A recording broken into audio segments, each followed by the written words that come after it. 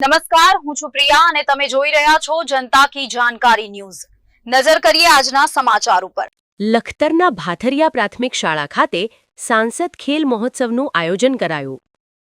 લખતર તાલુકાના ભાથરિયા ગામની પ્રાથમિક શાળા ખાતે સાંસદ ખેલ મહોત્સવનું સુંદર આયોજન કરવામાં આવ્યું હતું। ખેલકૂદ દ્વારા શારીરિક તંદુરસ્તી, શિસ્ત અને એકતા વિકસે તે હેતુથી સરકાર દ્વારા સમગ્ર રાજ્યમાં સાંસદ ખેલ મહોત્સવનું આયોજન થયેલ છે।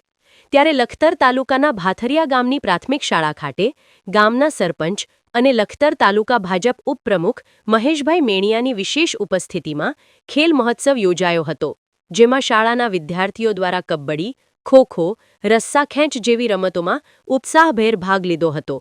આવી રમતો વિદ્યાર્થીઓને રમતગમત ક્ષેત્રે આગળ વધવા માટે પ્રેરણા પૂરી પાડે છે।